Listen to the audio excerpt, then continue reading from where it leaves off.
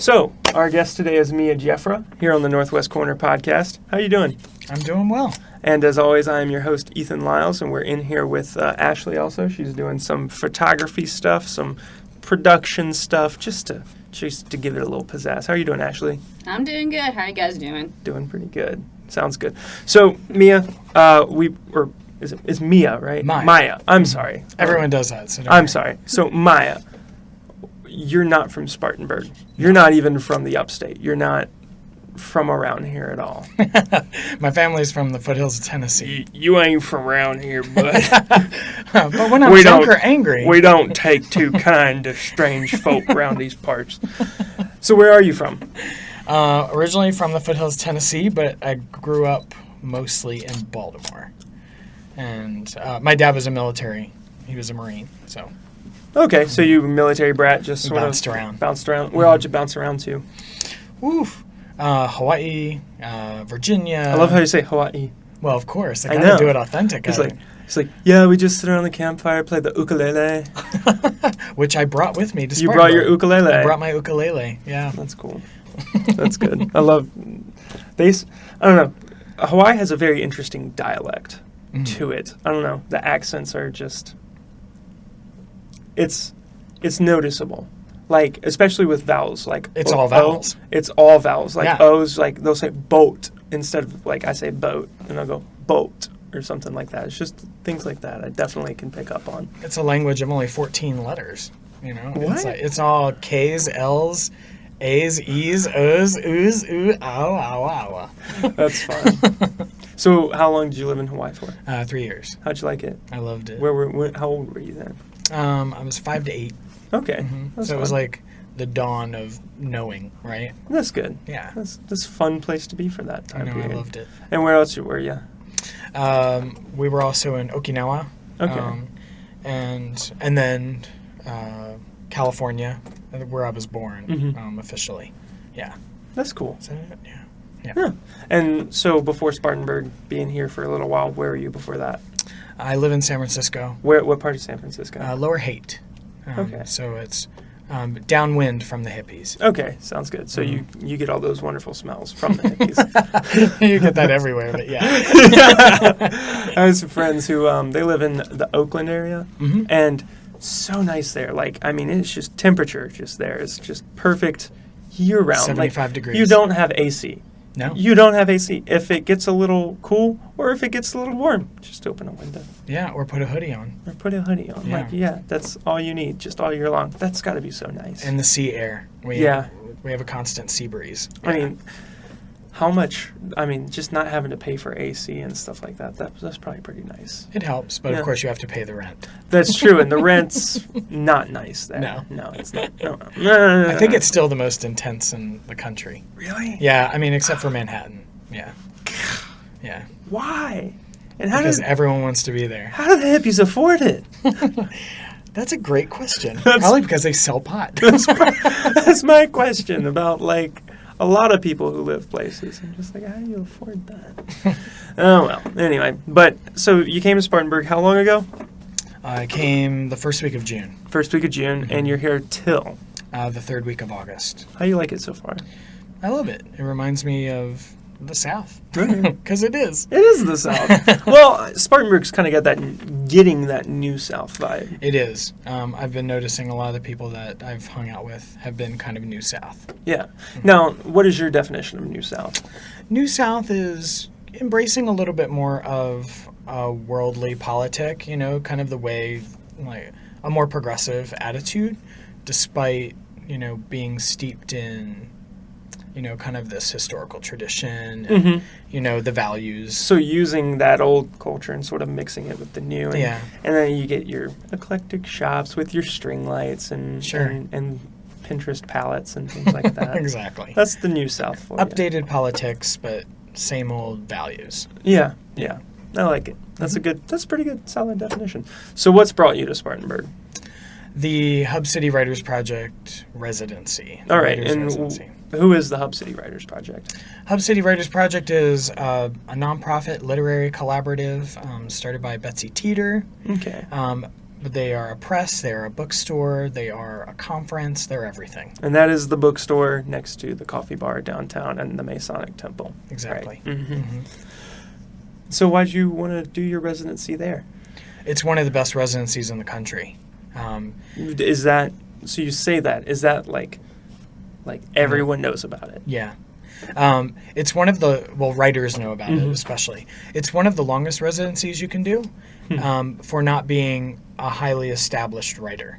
Most residencies are a week, 2 weeks, at most a month, and this one is 15 weeks. So it also has a stipend and a free place to stay. So all of these things combined, it just makes it... It's very sought after. Yeah. So who else has come through this before you? Anybody that you know? Yeah, I've actually published a couple writers who have been the Hub City Writers Resident. Casey Patrick, Derek Austin. And what are these people doing now? Derek is publishing his second book of poetry right now. Casey has a book of poetry out as well. Yeah. And what do you hope to accomplish doing this residency? What's the point of it? Like, what's the end goal? What's the mission of going there, and what do you do while you're here? And when you leave, how do you go from that directly relating to the residency? What do you do to move forward from that?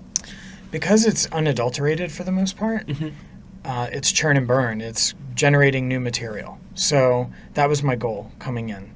So I've already finished a book of short fiction that I had started, but when you don't have anything else required of you, you can really focus on just generating material. And that's what I wanted to do. And I'm also going to start working on my second novel. What was your first novel? It's called Highlandtown. Okay. And it's about displacement and poverty in America. Where about? It takes place in Baltimore. Okay. I grew up in project housing in Baltimore. Okay. In high school. Huh. Interesting.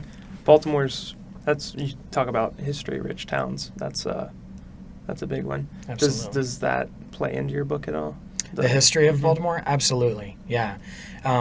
You can't have any kind of story about Baltimore without its history. That's true. And it's real problematic history, especially its racial history. Very much so. It's traditionally, I say traditionally in the last 70 years, a black city. And that's come with so many kind of dynamic insights into the American mind, especially in urban cultures. And so there is the grand Baltimore history, which of course has more of a national extension. But then you have for the past 50 years, especially, this kind of black history, and what America has, like how it has functioned in the reparations of this community. I guess my historical knowledge of Baltimore comes from like old grand Baltimore, like old-timey stuff. Like Star Spangled Banner. Right. Yeah. Like stuff like that. And then any recent knowledge of Baltimore usually just comes from The Wire, but yeah. Right. Which takes place in my neighborhood. Really? Yeah. Crazy. Yeah. That show's intense. Yeah. Really intense. So, I guess what have you enjoyed about Spartanburg coming here?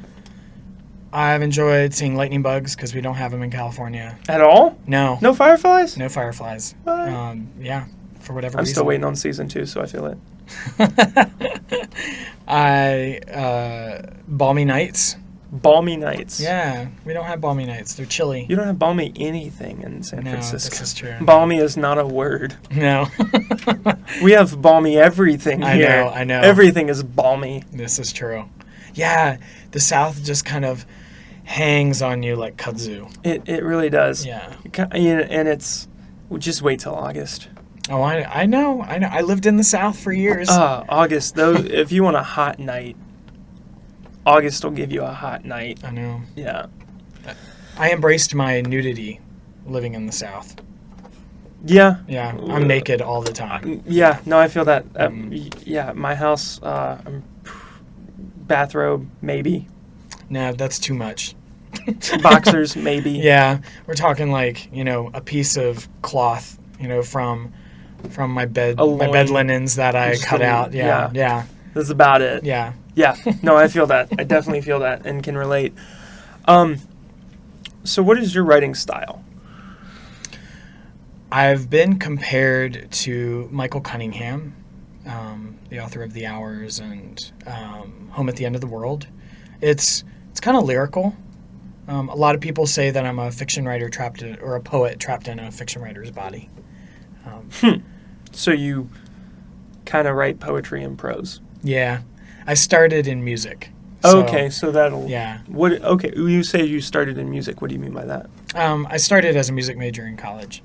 I wanted to be a gospel Where'd singer. you go? Oglethorpe University in Atlanta. Nice. Yeah. Atlanta's... So you are very familiar with the sound. Oh, yeah. Okay. Oh, yeah. Wow. You kind of have... Does any of that show out when you go somewhere else like San Francisco? Oh, people always identify me as Southern. Really? Oh, yeah.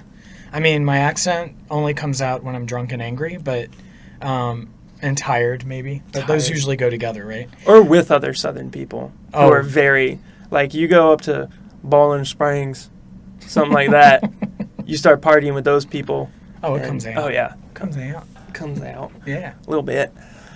But, so you want to be a gospel singer? I did, originally, yeah.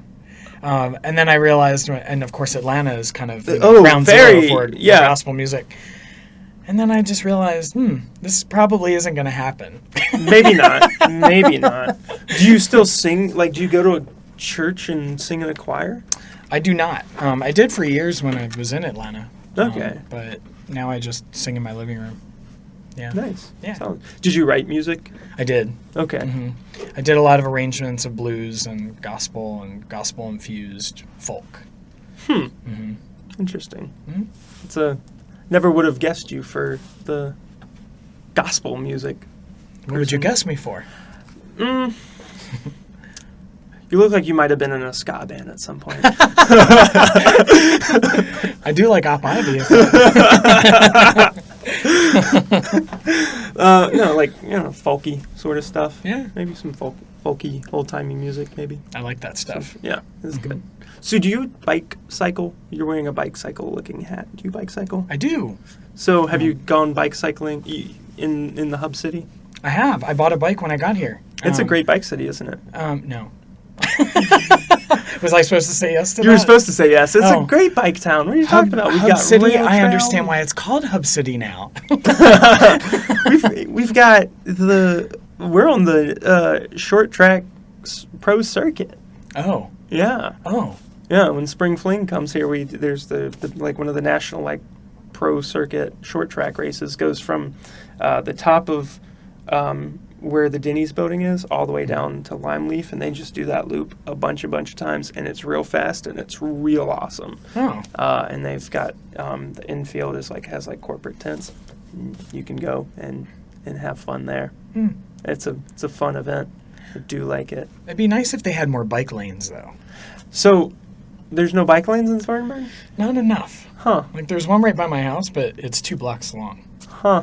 It just kind of stops. I guess we're just so used to bike cycle people riding by, we just sort of go around them. Maybe. Huh.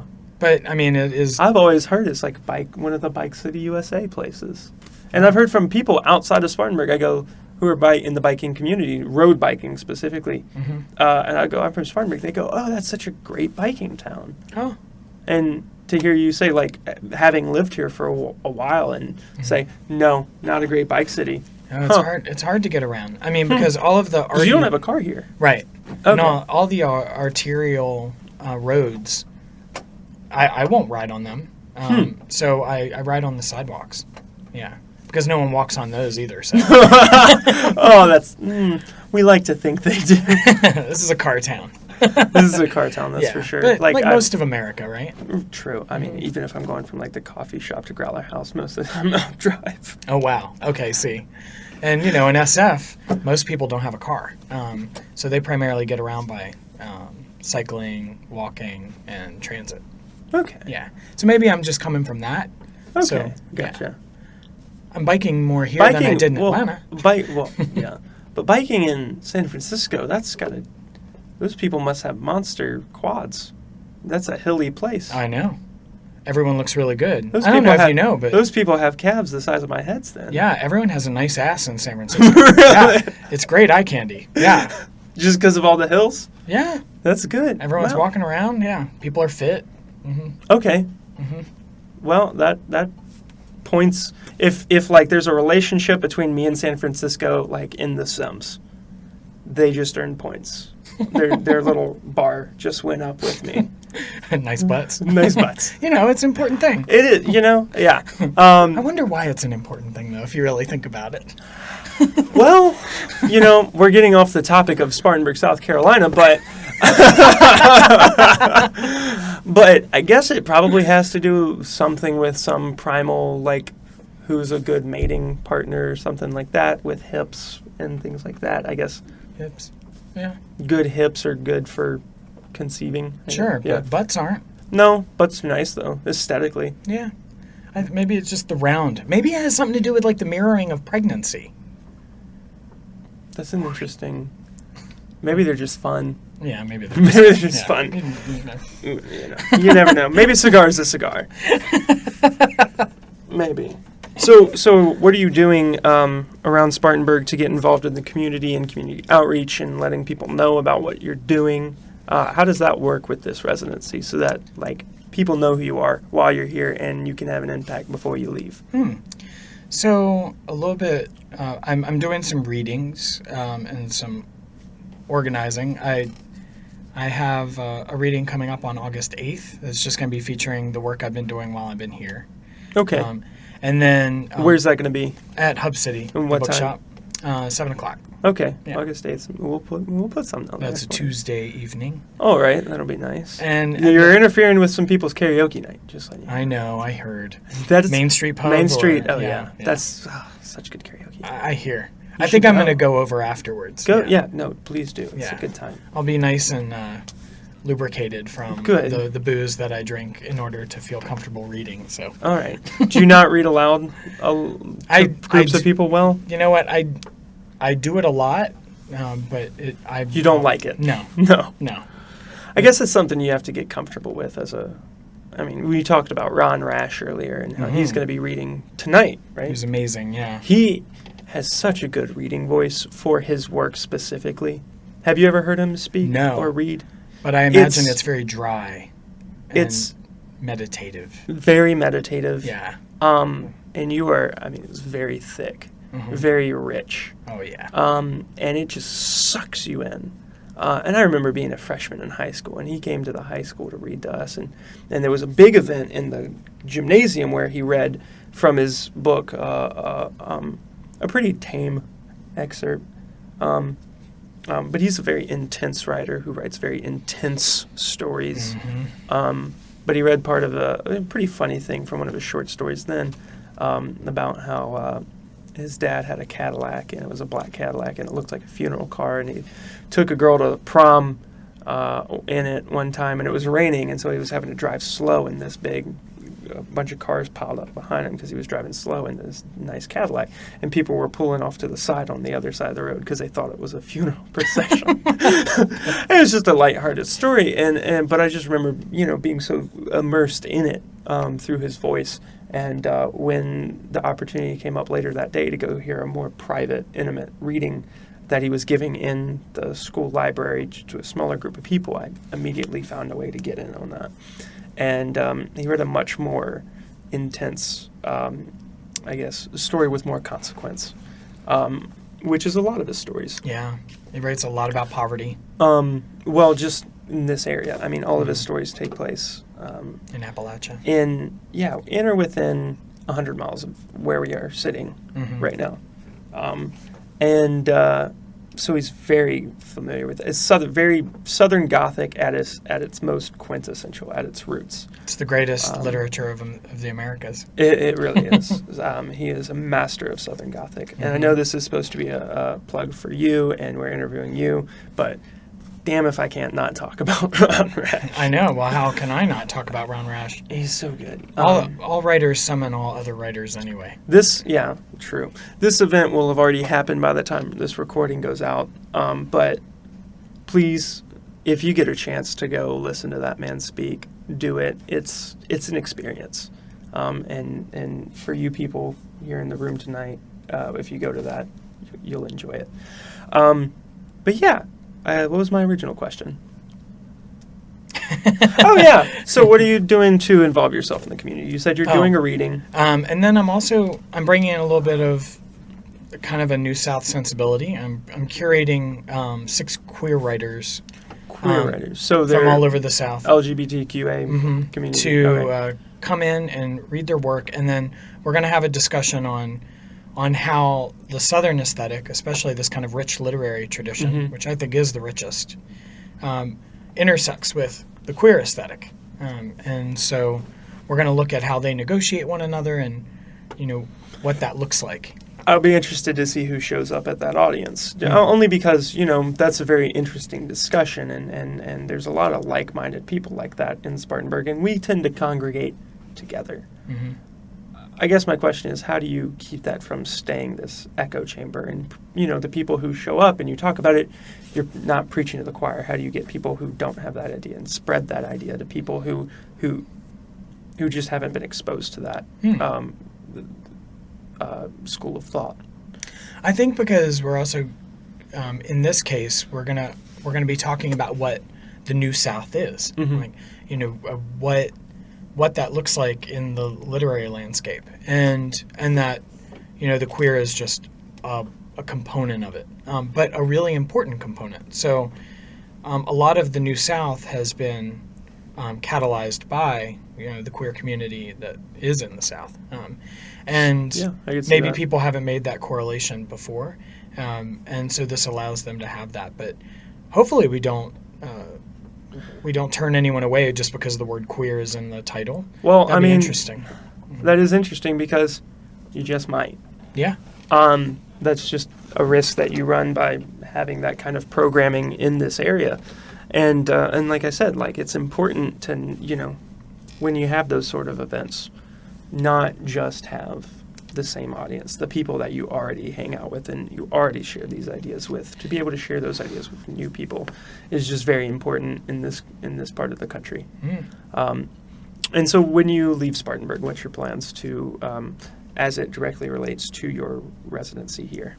Well, then I'm going to start revising all the work that I've generated. Okay. So that's 2 books worth of material that then I have to go through the real writing process, which is revising and shaping and making into something. But it's a little easier to do revisions when you are also busy with the rest of your life. You can do it in little increments, whereas during the residency, I have the opportunity to just churn. So what have you been working on right now, exactly? A book of shorts called The Violence Almanac, which is... what style genre would you put that in? Literary fiction. Okay. Under what style of literary fiction? Like we talked about Southern Gothic before, and Southern Gothic meets West Coast. Nice. Yes. That'll be interesting. Yeah.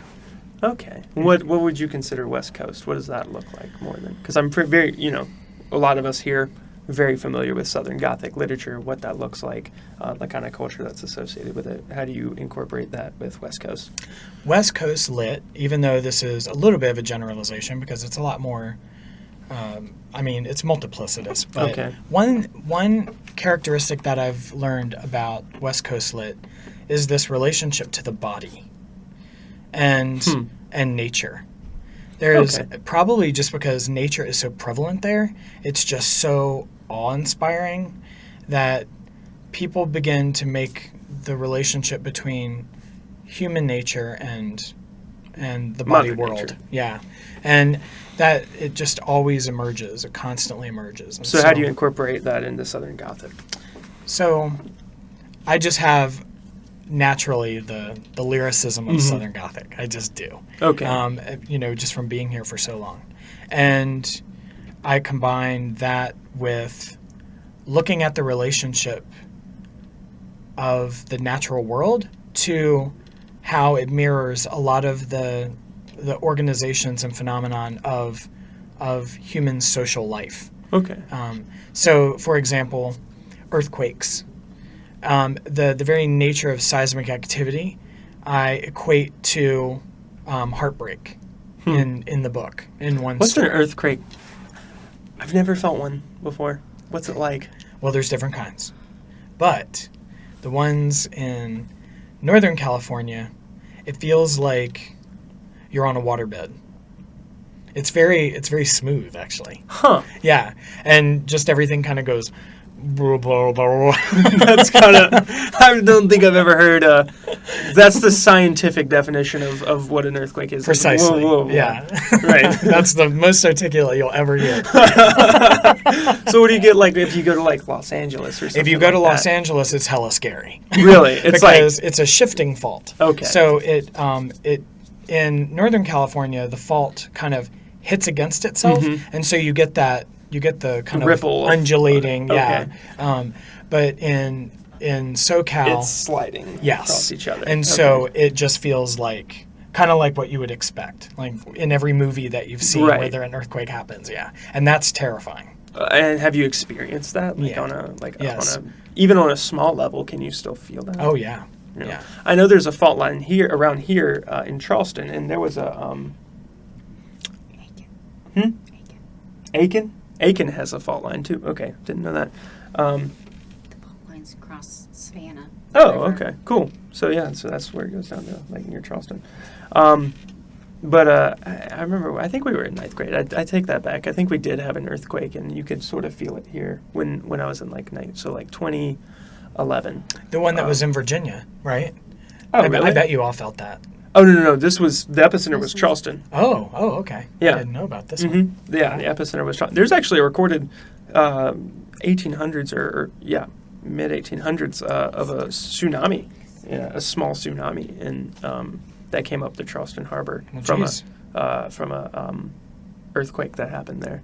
But I don't really remember that. So, but I guess I have felt one. But that would just be terrifying to like not be used to that, and you go to California and you. In California, we're all used to it, though, and we're ready for it. Crazy. The most dangerous place to be is right outside of St. Louis because that has one of the most volatile fault lines. St. and- Louis, Missouri. Missouri. Missouri. Uh-huh. Oh, And didn't so, know that. and they're not ready because it's a city made of brick. But so, when was the last? in the 1850s, I believe. Are they due for another one? Well, you never know, but yes. But I mean, there is some sort of prediction. Like they can't. They Right. like tell like the stress pressure, levels. and yeah, the pressure. stress level is high in St. Louis. That's crazy. They're afraid it'll destroy the whole city. It probably could. Because I think the one in St. Louis was the largest earthquake that's been recorded in the U.S. That's crazy. But it was before the city built up. Hmm. Oops. Oops is right. Yeah, brick. Not a Yeah. good idea. That's going to be a lot of fires. A lot of shattering. A lot of shattering. That's going to be not fun. This is a positive conversation. This took a great turn.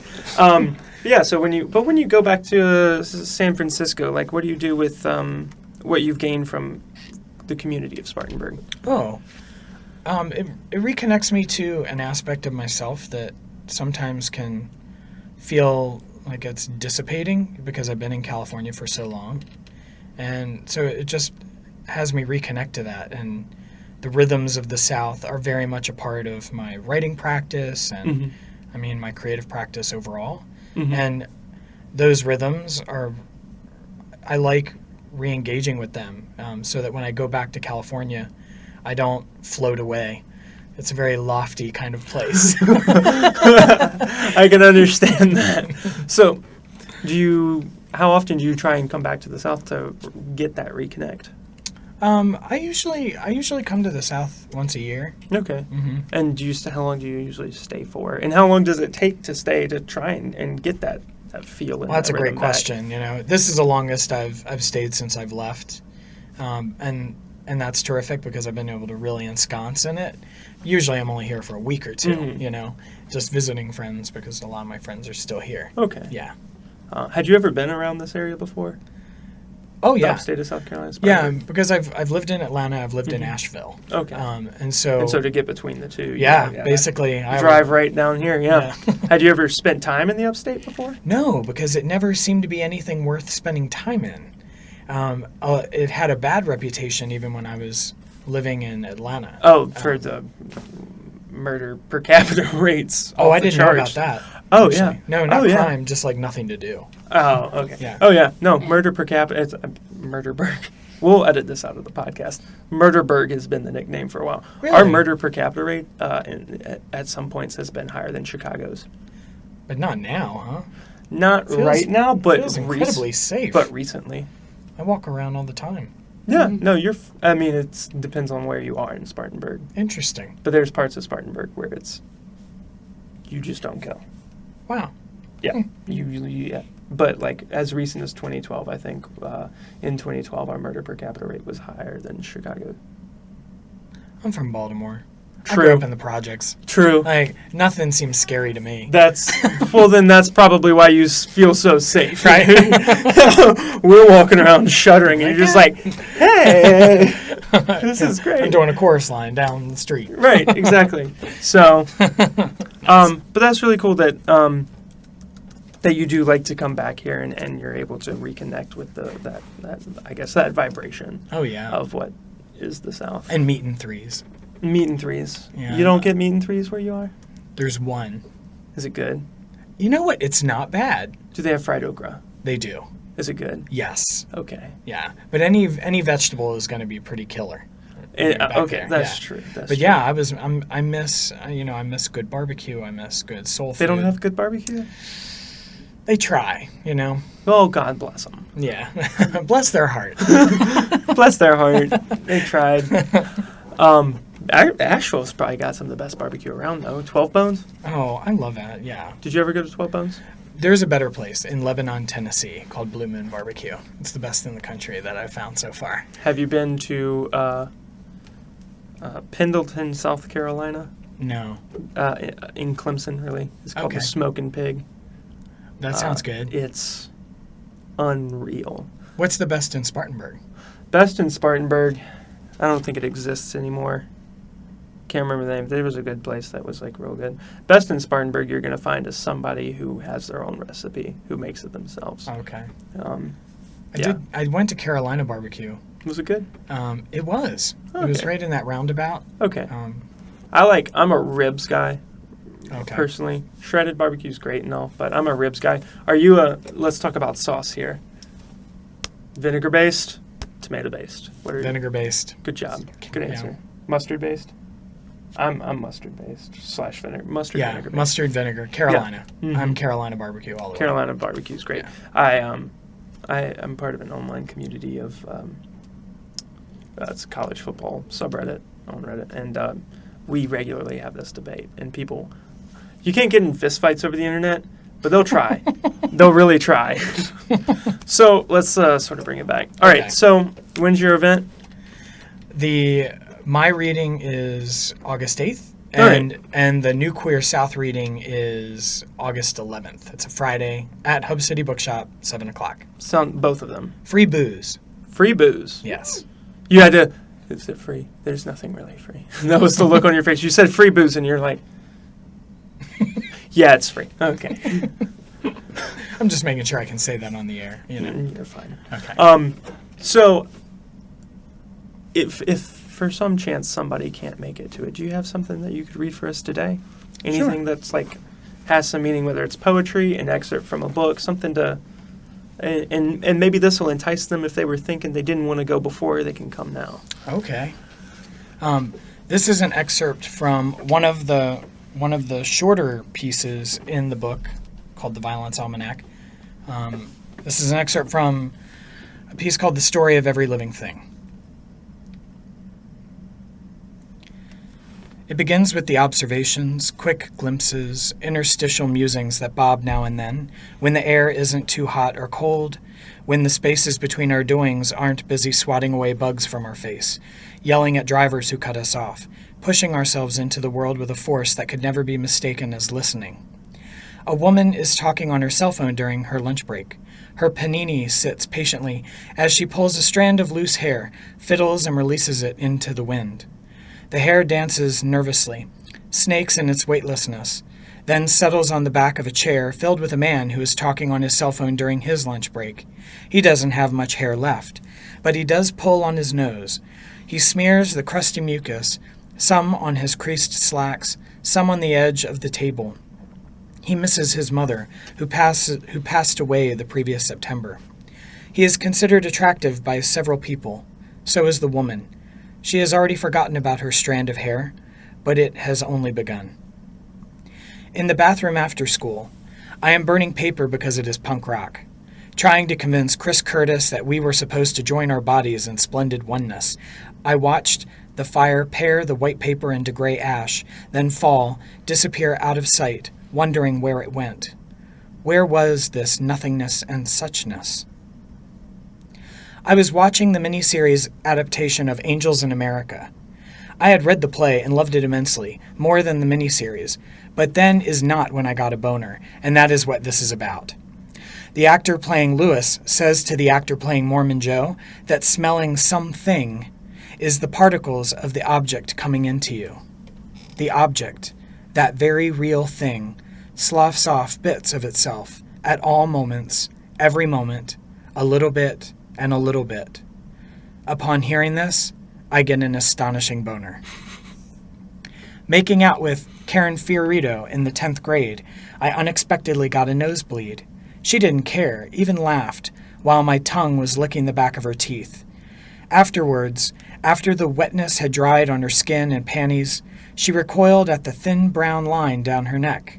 I touched it. Where it was dry, it rubbed off and disappeared. My father opens his hands and says nothing when I ask him why he is my father, why I am his son, the vastness of the question in my small 5-year-old mouth. He sits on the porch, the wicker chair, facing the stretch of Blue Ridge Woods that was infinite to me then, even though the road ran 100 meters beyond. The question feels authentic, but I can feel its danger. I stare at his hands, my chest barely higher than his lap. Even then, I know something abides in the open hands, a fullness, a thing. The answer I seek? We open our hands, something goes. What? 1 week after we shared a bed, you looked at me from across the car that shielded you from my barbed questions. Your eyes showed that you had rubbed me off, and I disappeared from you. The mucus, the semen, the spit, the hair, the particles of me, all gone. Where did it go? If it is a gift, who have I given it to now? And do I have any say in this? I stare at my brick ceiling. When will it corrupt enough to give up and fall on my face while I sleep? How many shakes will it take? We made the Titanic. We made the Hindenburg. We made the Challenger shuttle. We made Fukushima. We make love. I am a structure. Dust is skin floating in the light. When we sleep, we not only shut off from the waking world, we dissipate, pieces of us leaving, rolling in the soft motion and stillness. Air and water move around us, taking bit by bit. We stand, and we can hold up many things, and we are certain, even as the little bit and the little bit leave. How many shakes will I take? And what of the violence? When I was small, a fierce and tight little bud of my eventual self, my grandmother swayed with the stories of every living thing. The late summer would swarm with dandelions, and when they were ready, knowing of their end, the white fluffy seeds would take flight. The flower knew of its end, and would let go in one last grateful gesture of life, a soft woolen sigh into the air. And off the seeds would go, twilling with the air and light. I chased them, delighted when they grazed my outstretched palm, but I had no desire to fold my fist around them, and they'd take flight again. My grandmother looked off, beyond me and the seeds, over the horizon and somewhere beyond. It was a face I couldn't have understood. My father opened his hands and said nothing when I asked him why he was my father. One last grateful gesture of the mystery, and why it should stay that way. The world breathes in its own woven way. Are those poems, or is that a single prose? Single prose. Each Yeah. paragraph sounds like it's like its own little universe. Yeah. I love that. Thanks. I like writing That's- like that. That's beautiful. Thank you. Can I see the text? Yeah. Yeah. Let me pull it back. I just kind of want to break some things down maybe and just sort of discuss some of your writing with Sure. you. And I was reading pieces of Okay. it.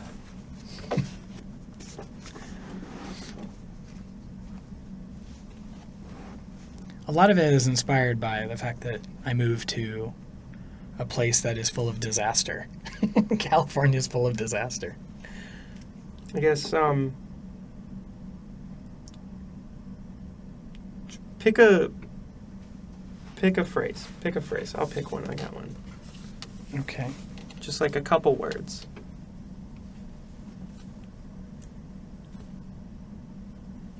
We open our hands, something goes. What? Mine was it is punk rock. So let's I guess there's a really cool practice, and I've used this in like Sunday school and things. Florilegia. You familiar with this? No. You basically take these two and we can put it together. Mhm. So say what you said. We open our hands, something goes. It What? is punk rock. And that's so let's break that down. Let's break that down. Yeah, that's punk rock. Well, I guess, if you look at the genre of punk rock, a lot of it's about like people breaking down and like a lot of it's about like letting go of stuff and that's kind of yeah, that's kind of the genre. It's very cathartic for that. Yes. And, so were you a punk rocker? I listened to punk rock When was that in your life? the last 25 years. Well, no, like when was your like punk? The time? Mine was middle school. If High you school. go through my middle school playlist, it's just a bunch of like Asking Alexandria, your All Time Low, your Blink 182, Paramore, like all that stuff. Okay. Like all that. I think Green Day was the first one. That might have been elementary school when I started listening to Green Day, and that's what sort of like brought me into that. From world. the Bay. Right. Green Day definitely brought me into that world. But for you, what was punk rock? Op Ivy. Operation Ivy. Rancid.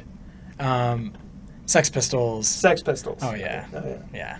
So that's like, those were like pioneers. Well, I mean, Op Ivy was new wave punk. But, like, just Sex before Pistols. Green Day. Yeah, the Sex Pistols, yeah.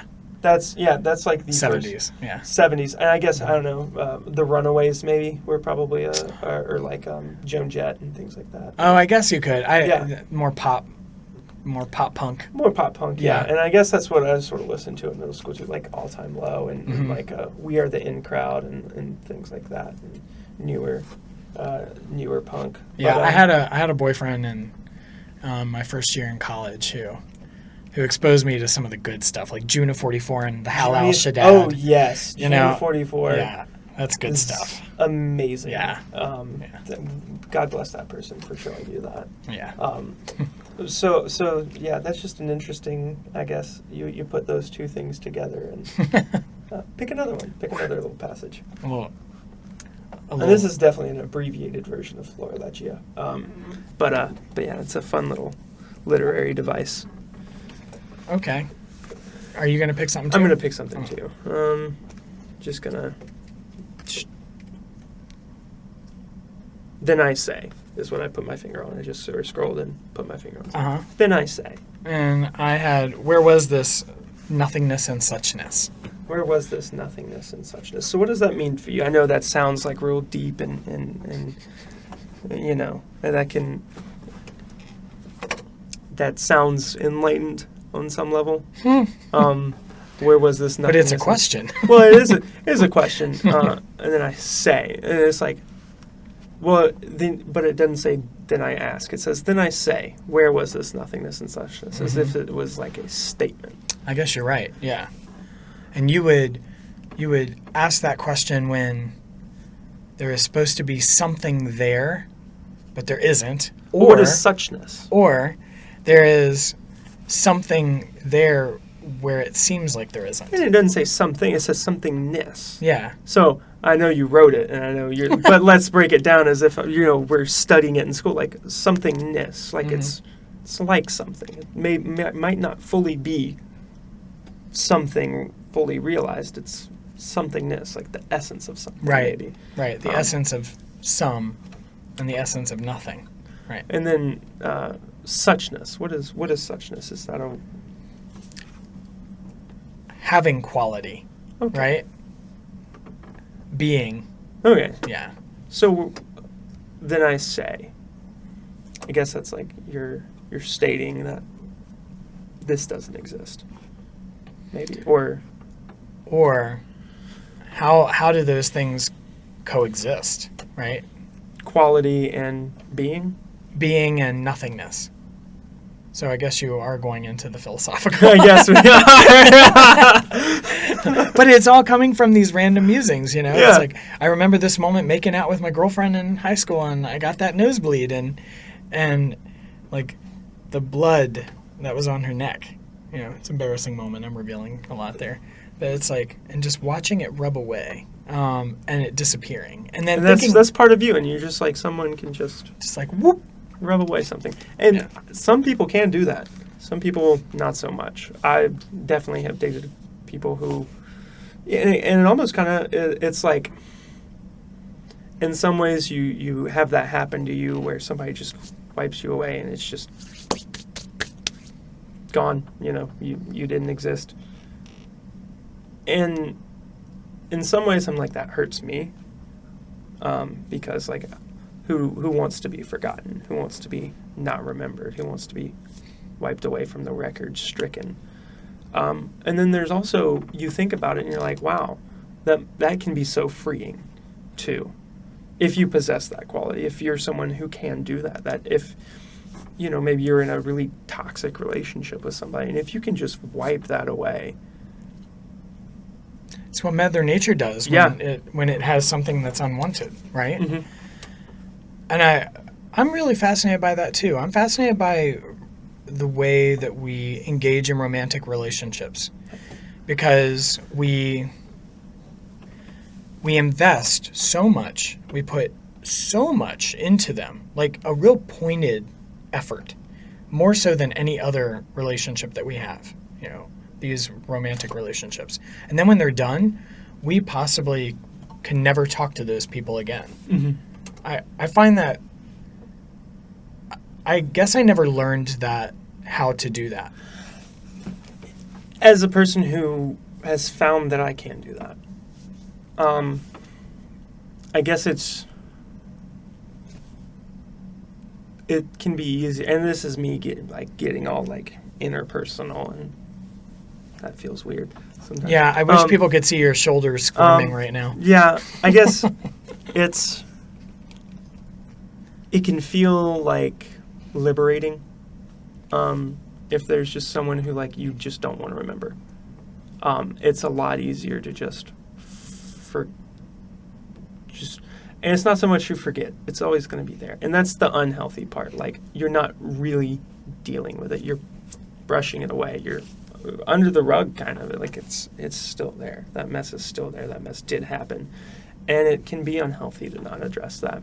But I don't know, in some ways I've been able to do it, other times I've not. I guess, you know, I had a bad breakup one time, and it was a bowling that cured that for me, that breakup. Bowling. Yeah, Clemson had a student union, and the student union is $1 to rent shoes, $1 a game, so I just go after class every day and bowl, and I got my mind off of it. I got good at bowling.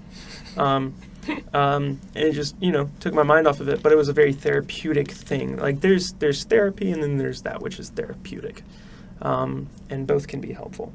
But that was something that was very therapeutic for me, to just go bowling and completely clear my mind of all that. And eventually it did subside, and that pain did subside, and I was able to address it once the pain was gone, and I can say, okay, here's what was wrong with that relationship, that's why it didn't work. Probably a good thing. But in other relationships, you sometimes just go, I can't see you, you can't see me, sort of thing. It's a survival. Yeah. Right?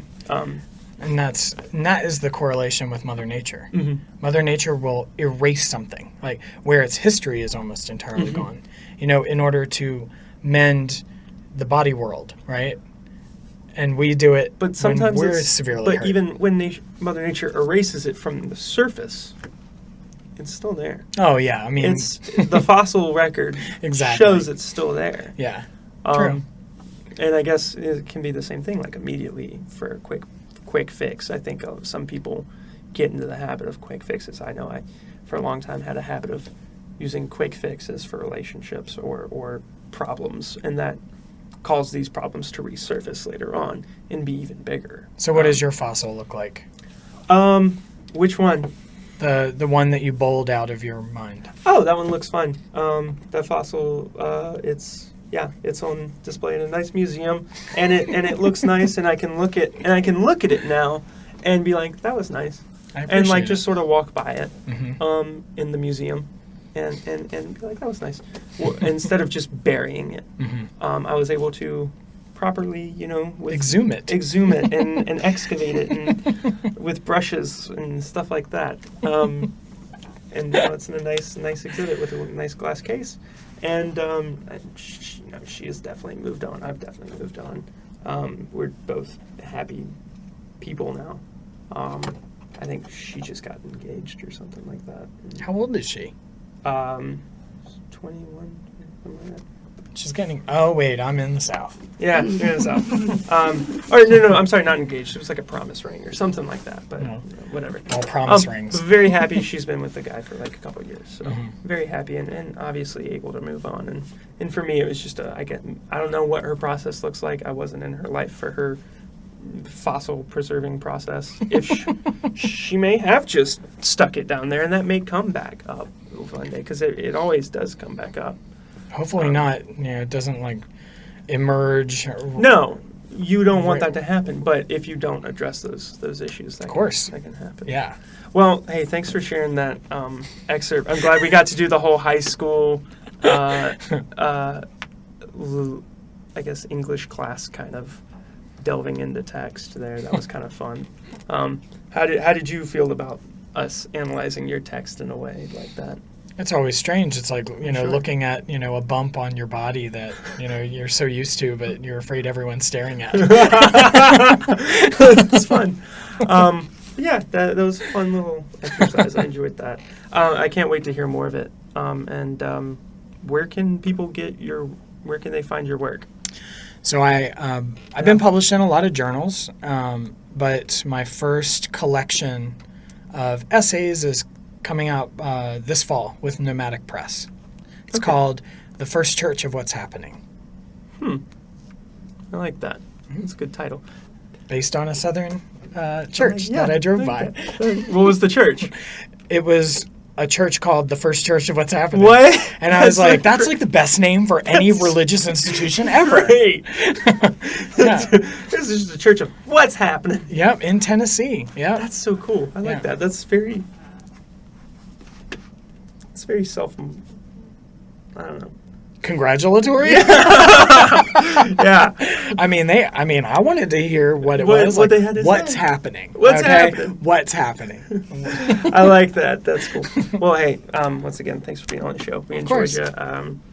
Guys, if you want to talk to Miah Jeffra, you can find him at the bookshop. When are you there?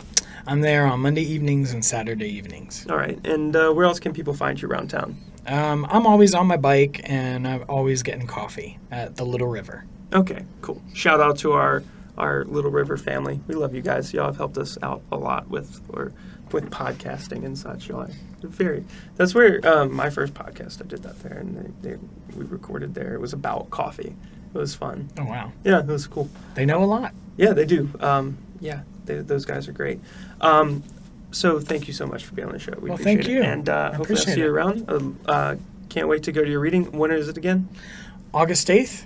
Okay. And 7 p.m. And then the New South. The New Queer South is August 11th, 7 p.m. All right. Sounds good. Well, thank you so much. And guys, that's the Northwest Corner podcast for this week. And we'll see you soon.